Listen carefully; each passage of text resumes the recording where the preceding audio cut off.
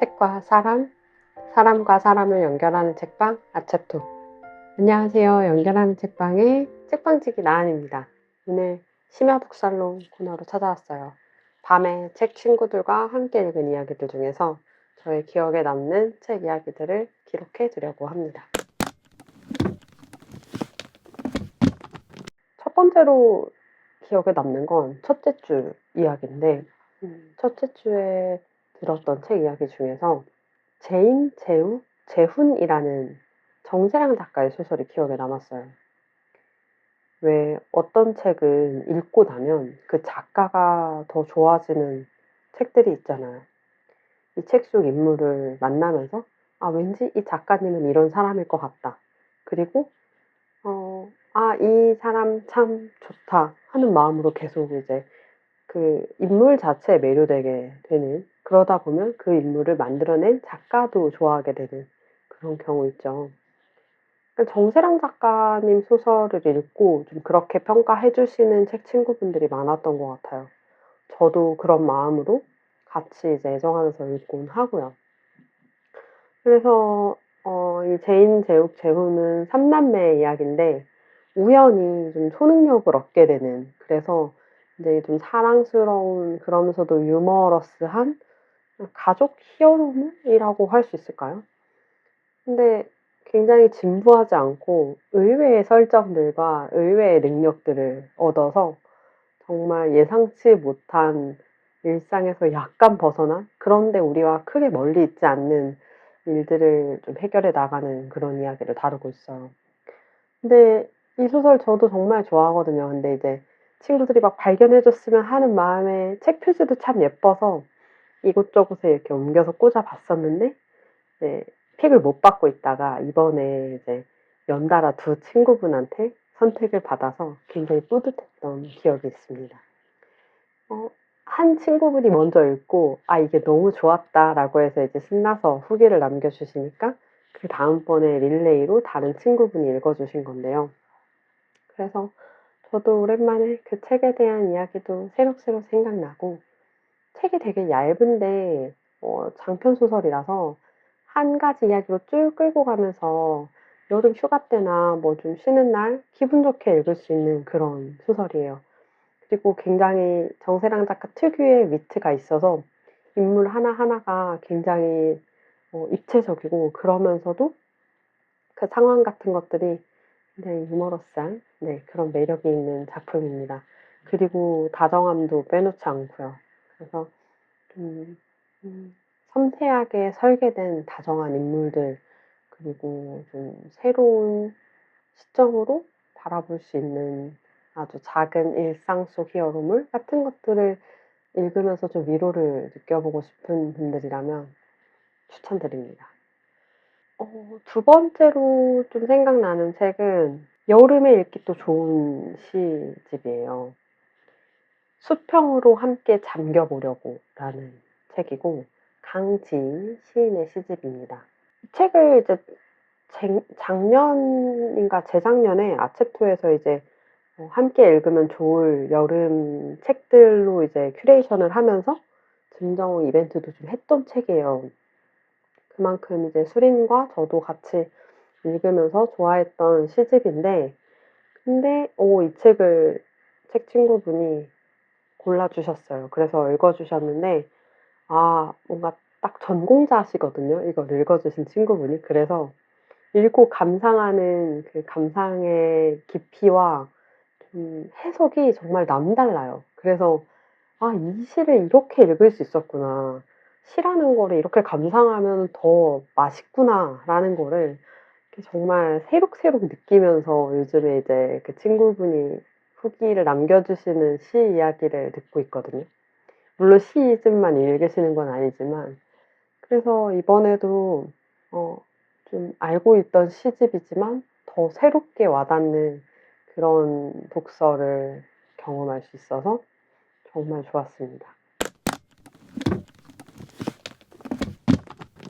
걷기의 찬이라는 책을 이제 책 친구분이 자기가 이제 소장하고 계신 책으로 가지고 와서 읽어주고 계신데, 정말 말 그대로 걷기를 계속 끊임없이 찬양하는 그런 책이에요. 작가 이름은 다비드 르 브로통, 프랑스인 작가고, 그러다 보니까 다양한 역사적인 걷기를 이제 삶으로 실천했던 사람들, 또 작가 본인의 걷기 이야기나 걷기라는 행위 자체가 인류의 역사에 걸쳐 오면서 문화적으로, 예술적으로, 삶에 있어서 어떻게 작용해 왔는지, 그리고 그것들이 얼마나 우리의 삶에 찬란한 빛을 주는지, 그런 부분들을 이제 굉장히 아름답게 서술하는 산문집 같은 건데요.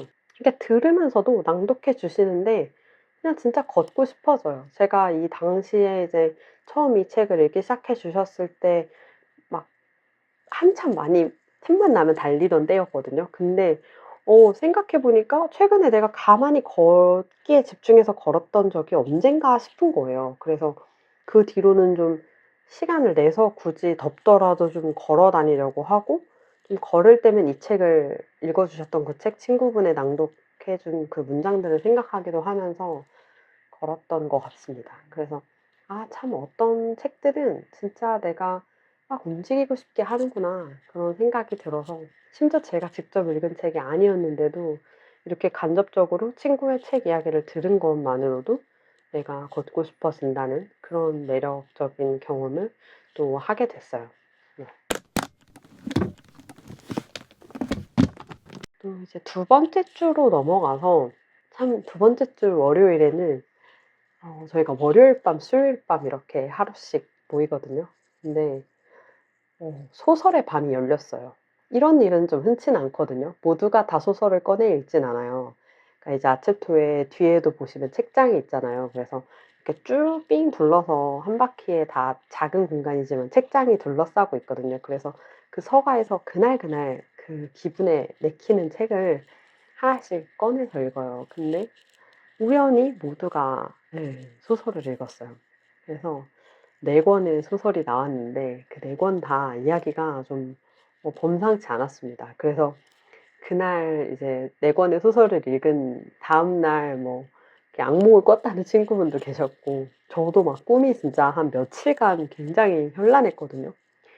그 정도로 좀 재밌는 짜릿한 나눔의 밤이었어요. 첫 번째로 이제 읽었던 소설은 제가 읽은 에덴의 동쪽이라는 소설이었는데, 존 스타인백이라는 미국 작가의 소설이에요. 고전이고 2 권짜리로 된 두꺼운 소설인데, 제가 이거를 제목만 들어봤지 읽어볼 생각을 했던 소설은 아니에요. 근데 이제 우연히 방학 동안에 읽었던 책 중에 그 작가가 너무 좋았는데, 본인은 매년 뭐 혹은 몇 년에 한 번씩 에덴의 동쪽을 읽는다는 거예요, 루틴처럼. 그래서 도대체 이 책이 뭐길래 이 글을 쓰는 작가가 이 책을 계속 찾아 읽을까 싶어서 찾아 읽었던 거고, 그냥 슥 꺼내서 봤는데 너무너무 흥미로운 거예요. 그냥 뭔가 딱 꼬집을 수 없는데 계속 빨려 들어가는 책 있죠. 그래서 한 권이 500 페이지가 넘는 분량인데 제가 정말 분량의 압박을 전혀 느끼지 못하고 휘리릭 읽어 버렸어요. 그러니까 정말 대서사 같은 그런 책이에요. 그리고 가족사가 담긴 책이고요. 음 미국식 까라마조프가의 형제들 뭐 이런 느낌이라고도 할 수 있을 것 같아요. 그리고 한국에서는 뭔가 토지 같은 소설의 되게 약한 판?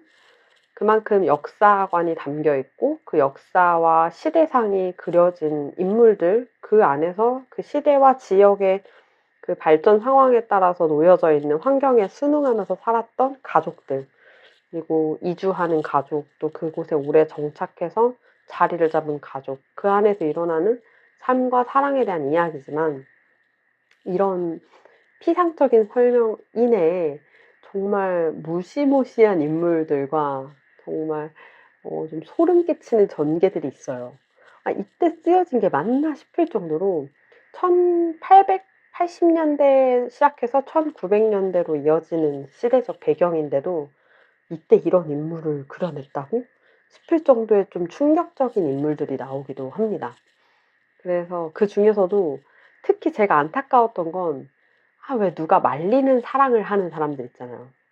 '그 사람 아닌 것 같아.' 주변에서 말리는데도 이렇게 막 완전 꽂혀 가지고 막 '난 이 사람 아니면 안 돼.' 막 안지 얼마 되지도 않았는데 푹 빠져서는 왜 나는 솔로나 뭐 연애 프로그램 같은 데 봐도 그런 분들 있잖아요. 얼마 만난 지 안 됐으면서도 마치 이 사람만을 위해 내가 태어난 것처럼 막 첫눈에 반해 버려 가지고는 논리도 이성도 없이 그냥 막 분간하지 않고 빠져들어 가지고 막 돌진하는 스타일들 있죠. 그런 인물이 나와요. 하필 주인공이에요. 근데 그 애덤이라는 주인공이거든요. 근데 그 주인공이 좀 '아 굳이 그 사람에게 빠지지 않았으면 좋겠는데.' 하는 인물과 사랑에 빠집니다. 근데 사랑에 빠졌다고 하기도 되게 뭐한 게 되게 일방적으로 사랑에 빠져요. 근데 그걸 보면서도 참 주변에서 정말 적극적으로 말리는 인물이 두 명 있거든요. 한 명은 그 애덤의 친동생인 찰리가 말리고 또 하나는 이주하게 돼서 새로 사귀게 된 새뮤얼이라는 친구가 말려요. 굉장히 거칠게 말려요, 두 사람 다. 그런데 듣지 않습니다. 그런 걸 보면서 '아 사람이 아무리 사랑을 하더라도 나를 좀 오래 지켜봐 온 친구나 주변 사람들은 곁에 두고 그들의 충고를 좀 들을 수 있어야 된다.' 이런 생각을 한 번 더 했답니다. 그리고 이제 두 번째 소설은 본즈의 놀이에요. 본즈의 놀. 이 소설 또한 에덴의 동쪽도 그렇지만 영화화된 작품이고 유명한 작품인데 저는 아직 두 개 다 보지 못했어요. 영화, 소설 다 보지 못했는데 이 책 친구분이 영화를 원래 너무 좋아하는데 책도 이제 우연히 여행 중에 독립서점에서 발견해서 책을 사 오셨다고 해요. 그래서 지금 이제 감사하게도 이제 한 주가 돌아가는 기간 동안에 아책들 꽂아 놓고 가셔서 제가 좀 읽어 보려고 드릉드릉 쪼금씩 읽고 있는데 사랑하면 먹고 싶어진다. 이게 이제 이 주인공의 상황이에요. 먹고 싶다가 그냥 '이 사람을 탐한다. 이 사람과 이렇게 관계를 갖고 싶다.' 이런 먹고 싶다가 아니라 진짜 그 사람을 먹고 싶다. 식욕이 생기는 거예요, 사랑을 하게 되면. 그런 주인공이 나와요. 그러니까 한마디로 굉장히 호러라고 할 수 있죠. 근데 호러와 로맨스의 약간 결합 같기도 하고 그러면서도 로드 무비의 형태를 띠는 그런 소설이에요. 근데 참 아찔하죠. 사랑하는데 먹고 싶어진다는 게. 그래서 이 메런이라는 이 주인공이 이런 습성, 이 자기 본성을 거스르지 못하고 계속 이제 식인을 하게 되는 상황에 놓이고 그런 그녀를 지켜보다가 지친 엄마가 떠나 버려요. 도망가 버리고 그러면서 그 엄마를 찾으러 떠나는 여정을 다룹니다. 와 근데 정말 너무 파격적인 설정이잖아요. 그리고 그 묘사들도 굉장히 리얼하고 영화에서는 더 날것으로 나온다고 하더라고요. 그래서 영화보다는 책을 먼저 보고 영화를 보면 더 좋다. 왜냐면 영화에는 티모시 샬라메가 나오기 때문에 영화를 먼저 봐 버리면 그 인물들의 그림체가 너무 딱 각인이 되어 버리니까 책 속에서 그 텍스트를 읽으면서 상상해내는 그 폭이 되게 단절되는 느낌을 받는다고 하더라고요. 그래서 저도 영화를 보고 싶지만 영화도 굉장히 재밌다고 했는데 꼭 참고 책부터 보려고 합니다. 그래서 여러분도 관심이 있으시다면 한번 보시고 혹시 이미 보신 분들은 어떠셨는지도 얘기해 주시면 좋을 것 같아요. 그리고 세 번째 소설은 여름과 루비라는 소설이에요. 이 소설은 박연준 시인의 소설인데 원래 시인을 쓰는 사람이라서 그런지 정말 제가 읽을 때도 글 하나하나 문장 하나하나들이 너무 아름답고 그러면서도 좀 슬프고 좋았거든요. 근데 이 여름과 루비는 정말 말 그대로 여름이라는 인물과 루비라는 인물이 나오는 이야기예요. 읽는 내내 그냥 이 여름과 루비가 굉장히 유년 시절의 이야기가 전개가 되거든요. 근데 이 아이들이 삶이 편치 않아요. 주변에 좋은 어른이 좀처럼 없어요. 그런데도 막 그 와중에 가뜩이나 좋은 어른이 별로 없고 삶에 그 와중에 힘든 상실이나 어려움들이 계속 이제 다가와요. 그런 걸 보면서도 제가 아직 완독하지 않았고 책 친구분이 먼저 읽어 주셨는데 그냥 제가 읽을 때도 계속 눈물이 뚝뚝 나고 마음이 편치 않았던 작품이에요. 그렇지만 정말 아름다운 그리고 꼭 한번 읽어 보셨으면 하는 모두가 지닌 그 유년 시절마다의 어떤 기억들이 있잖아요. 내가 잊고 살고 있던 나의 유년 시절이나 내 친구의 유년 시절 혹은 내가 옆에 있는 내 파트너나 내 친구의 어린 시절은 어땠을까라고 생각해 보게도 만드는 그런 유년 시절을 그린 달콤 쌉싸름한 그런 여름의 이야기. 힘든 삶을 사는 여름이 옆에 곁에 좀 좋은 어른으로 있어 주고 싶고 막 이 친구가 좀 부디 좋은 어른을 만나서 또 좋은 영향을 받고 '힘내서 잘 성장해 나갔으면 좋겠다.'라는 간절한 마음이 드는 그런 작품이에요. 그래서 이 책 또한 한 권으로 돼 있고 두껍지 않아서 한번 여름 휴가 때나 좀 쉬는 시간 있으실 때 읽어 보시는 거를 추천드립니다. 그리고 네 번째는 한강 작가님의 여수의 사랑이었어요. 그러니까 이 친구분이 원래 이렇게 소설을 자주 읽는 분이 아니에요, 가뜩이나. 근데 이제 선물을 받아서 여수의 사랑을 가져와서 읽으신 거예요. 근데 하필 이제 원래도 마음이 좀 굉장히 공감도가 높고 감수성이 풍부한 분인데 어 근데 여수의 사랑을 먼저 읽으셔서 한강 작가님의 다양한 소설이 있는데 좀 작가님의 굉장히 젊은 시절 그러니까 20대 때 쓰여진 책이니까 '조금은 덜 하드하지 않을까.'라는 생각으로 먼저 읽어 보셨다고 해요. 근데 읽어 봤을 때 "너무 충격을 받았다. 너무 무겁고 막 심연으로 막 끌려 내려가는 느낌이 들어서 괴로웠다."라는 감상을 이제 여수의 사랑이 이제 단편집인데 그 안에 두 이야기를 읽고 너무 이제 힘들어하면서 감상을 나눠 주셨어요. 그래서 저도 아직 여수의 사랑은 읽어 보지 않았지만 읽으셨을 때 이제 주인공이 서울을 떠나서 여수를 가게 되는 이야기가 이 표제작인 여수의 사랑 이야기라고 하거든요. 근데 왜 서울을 떠나서 여수로까지 가게 됐는지 그렇게까지 삶이 얼마나 힘겨웠는지 그 과정들이 나온다는 거예요. 근데 그 부분을 읽으면서도 너무 괴롭고 막 그 힘듦이 느껴져서 정말 막 읽으면서도 계속 이렇게 마음이 이렇게 처졌다고 해요. 그리고 그 이어서 읽는 이 에피소드도 굉장히 괴로웠다고 하고요. 근데 이제 그 이야기를 들으면서도 우리가 그런 얘기를 나눴어요. 근데 이렇게 힘든 소설들을 그 쉽지 않은 이야기들, 인물들의 좀 막 승승장구하지 못하는 인물들의 이야기를 우리가 읽는 것의 의미는 무엇일까라고요. 근데 이제 삶이 실제로 그렇잖아요. 어떤 답이 정해져 있는 것 같이 세상은 얘기하지만 막상 살아보면 어느 것 하나 정해진 계획대로나 내가 알고 계획하는 대로 흘러가지 않죠. 예상치 못한 상실이나 위기가 닥쳐오기도 하고 또 정말 모든 거에서 접고 '나는 이제 아무것도 희망이 없다.'라고 느낄 때 말도 안 되는 희망 같은 존재가 또 혹은 상황이 나타나기도 하고요. 내가 이럴 때가 아닌데 정말 나는 정말 지금 할 일이 너무 많은데 너무 소중한 재미가 생기고 혹은 내가 지금 너무 소중한 것을 해야 되는데 이 삶이 너무 힘들고 그러니까 늘 상충되는 것들 모순 덩어리로 우리는 살아간다는 거예요. 근데 그 모순이 있다는 걸 삶은 늘 지나가면서도 너무 괴로우면서도 또 너무 아름답기도 하다는 거를 알려주는 곳이 없어요. 근데 제가 그렇게 얘기했어요. "문학은 우리의 삶의 모순, 그 모순 자체로서의 아름다움을 정말 오롯이 체감하게 해 주는 유일한 장르물이다. 그런 유일한 학습 도구다." 그런 것들을 학교에서도 배우지 못해요. 그리고 사회에 나가서도 좀처럼 알기 쉽지 않죠. 그냥 열심히 하면 어떤 결과가 나올 거라고 믿게 되고 내가 한 만큼의 어떤 보상이 있을 거라는 생각을 합니다. 근데 사람의 마음도 내가 하는 일도 내 건강도 그렇지 않잖아요. 관계도 그렇고.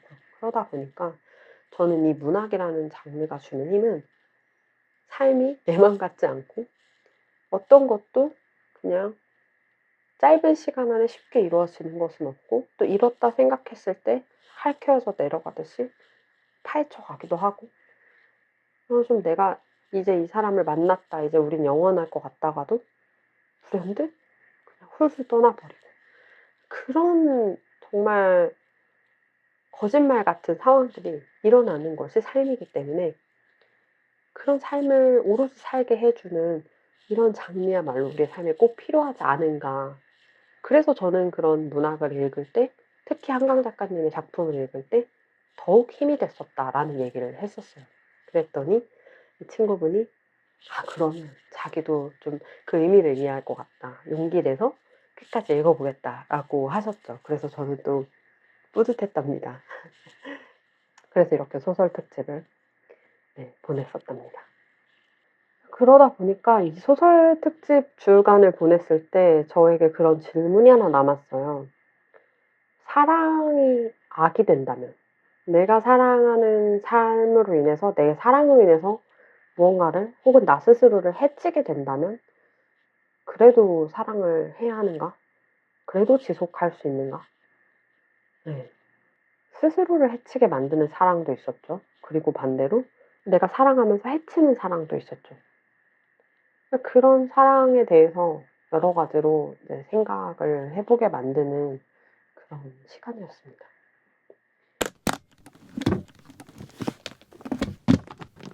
그리고 지난주 수요일에는 저에게 이 한 단어가 남았어요. 파란 돌. 시작은 한강 작가님의 서랍에 저녁을 넣어 두었다. 라는 책을 읽은 친구의 감상으로 이어졌어요. 여러 가지 시를 읽었지만 그 안에서 이제 파란 돌이라는 제목을 가 시를 읽으셨는데, 그 얘기를 듣고 옆에 있던 친구분이 우리 삶에 여러분들의 각자의 삶에 파란 돌이 무엇이냐라고 물어봤죠. 근데 이 시집에서의 파란 돌은 아마 읽어 보시면 알겠지만, 내가 꿈속에서 파란 돌을 발견했는데 그 파란 돌을 너무너무 줍고 싶었다는 거예요. 근데 나는 꿈속에서 죽어 있었고 그 죽은 것이 너무 홀가분해서 행복했어요. 그런데 '내가 그 파란 돌을 주우려면 다시 살아야 하네.'라는 것을 깨닫습니다. 그래서 슬프지만 또 다시 살아야 하는 현실을 붙잡으면서 꿈에서 깨는 그런 이야기가 시 안에 나와요. 내가 죽고 싶게도 또 살고 싶게도 만드는 그런 파란 돌이 우리의 삶에 어떤 게 있을까? 그런 이야기를 나눈 거죠. 각자가 생각하는 시간을 가졌어요. 그냥 잠시 좀 서로 잠겨 있었고. 근데 이제 그 안에서 어 저에게도 이제 '파란 돌이 무엇일까?' 생각했을 때 저는 글쓰기 같다는 생각을 했습니다. 정말 정말 삶이 힘들고 내 자신이 미워지고 한심해질 때가 있는데, 그때 저는 또 글을 써요. 근데 그때 쓴 글 자체를 읽을 때 전혀 아름답지도 않고 오히려 추한 쪽에 가까워요. 근데 이제 그 글을 계속 읽고 또 다시 쓰다 보면 또 썼던 글을 내가 다시 읽으면서 어느 날 '아 내가 이런 마음으로 그 시간을 견뎠구나. 근데 이런 마음으로 견디는 사람이 나만 있는 건 아니구나.' 라는 거를 또 다른 이가 쓴 글에서 발견하게 되죠. 그러면 그런 생각을 조심스럽게 하는 거예요. '내가 지금 쓰는 이 추한 모습의 글도 누군가에게는 훗날에 좀 살고 싶어지게 되는 그런 파란돌과 같아질 수 있는 거는 아닐까.' 하고요. 얘기가 또 나왔던 것 중에 하나가 그 시가 사실은 한강 작가님의 다른 작품 속에 소설 형태로도 있다라는 얘기를 이제 얼핏 들었어요. 그래서 찾아보니까 마침 노랑무늬 영원이라는 책에 파란 돌이라는 작품이 실려 있는 거예요. 그래서 언제 어떤 게 먼저 쓰여졌나를 봤더니 오히려 노랑무늬 영원에 있는 파란 돌이라는 단편 소설이 먼저 나왔더라고요. 물론 작가님이 언제 이것을 창작하셨는지 그 순서는 알 수는 없지만 출간 연도로는 노랑무늬 영원에 실린 소설이 앞에 있었습니다. 그리고 나서 다시 소설을 읽어 보고 그리고서 시를 다시 읽어 봤더니 그 감상이 사무치게 더 깊고 아련했어요. 진짜 꼭 같이 읽어 보셨으면 좋겠습니다. 다행히 아챕토에 그 디 에센셜 한강 작가님의 그 단편 소설 파트에 파란돌이라는 소설도 실려 있어서 디 에센셜이라는 작품을 통해서 보실 수도 있을 것 같고 아챕토에 오셔서 읽어보셔도 되고요. 네. 그렇게 네. 오늘 이제 여러 가지 책 이야기를 해 봤는데 사실 하고 싶은 책 이야기는 더 많아요. 근데 어차피 오늘도 심야 북살롱이 있거든요. 그래서 오늘 하는 이야기들도 얼마나 또 재미있는 이야기가 많이 나올까 기대되는 마음이 있어서 두 번째 이야기로 또 찾아오려고 합니다. 책을 함께 읽는 시간들이 저에게 너무너무 저도 아름답고 때로는 버겁기도 한 그런 존재 같아요. 그러니까 컨디션이 어떻든 자리를 지키면서 함께 최선의 에너지를 다해서 책 이야기를 하고 또 친구들의 이야기를 듣고 눈을 맞추고 그런 시간들이 쉽지는 않아요. 물론 정말 많은 에너지를 써야 하고 최근에는 제가 또 개인적으로 수술도 했던 터라 몸이 완전히 회복되지 않아서 그런 가만히 앉아서 오래 자리를 지키는 것만으로도 괴로웠는데 그럼에도 또 정말 신기하게 그 이야기를 듣고 나면 그 듣는 습관과 그 들은 이야기들로 또 살고 싶어지더라는 거죠. '아 내가 이걸 원해서 이 자리에 앉아 있지.'라는 생각을 또 하면서요.